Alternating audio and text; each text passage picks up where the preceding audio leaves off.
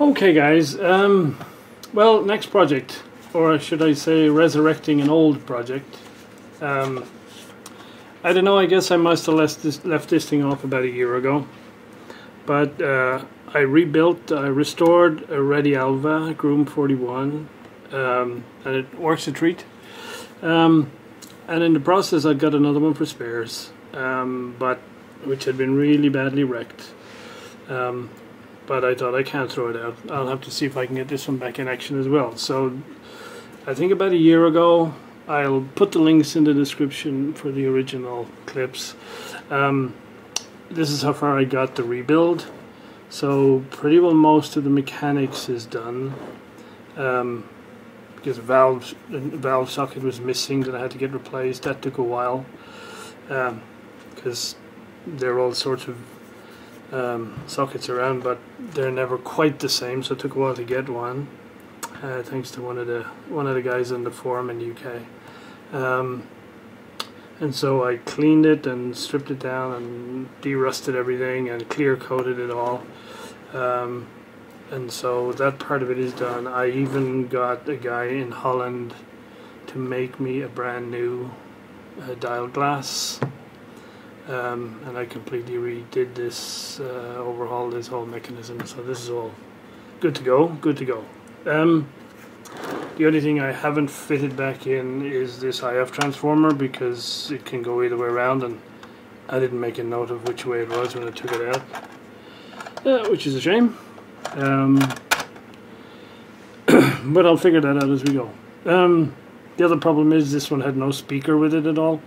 And so I did a fair bit of messing around to see about putting a field coil speaker in it. Now, since I saw John in Arkansas do his rebuild and replace the field coil speaker with a permanent magnet one, I have a little bit more confidence that I might try that if I need to. But I do have a field coil speaker which should fit.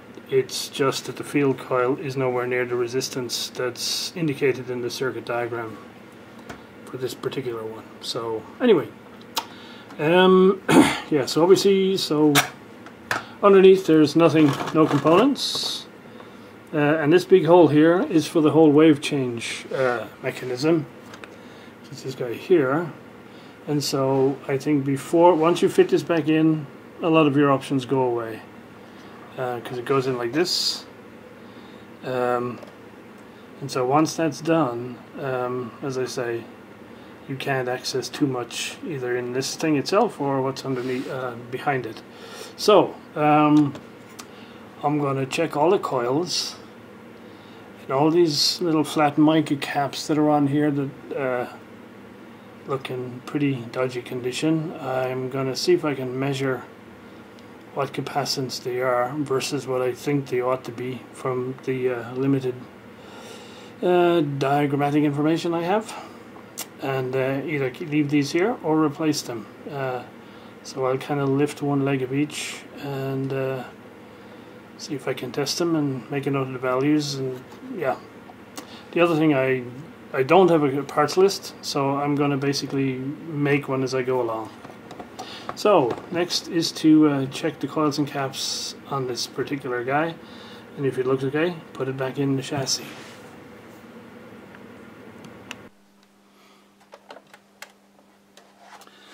Okay guys, well, not the best of results as we went around these capacitors here. So very briefly, we started out quite well.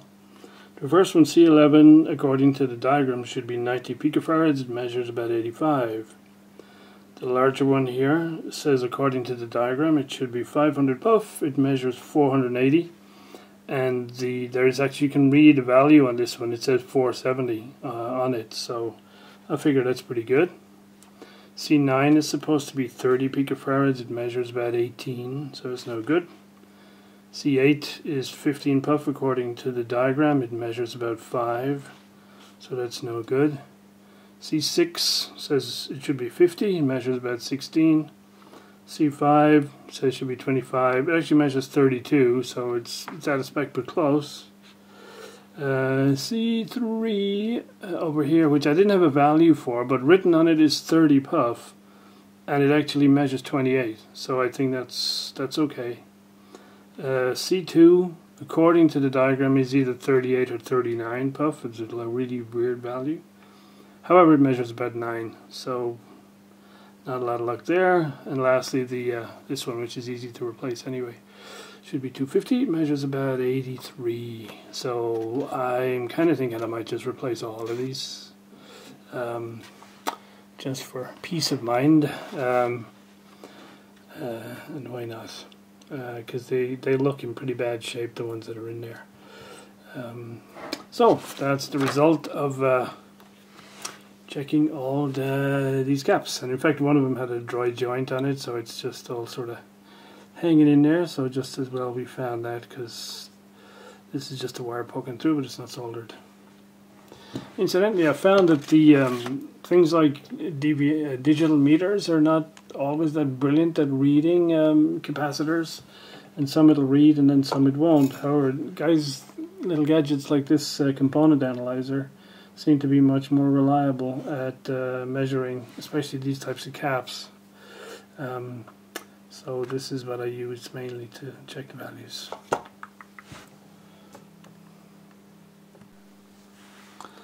Okay guys, so here we go with the caps replaced. So what I've done here is where I could read the value of the original cap, then I replaced it with one of the same value.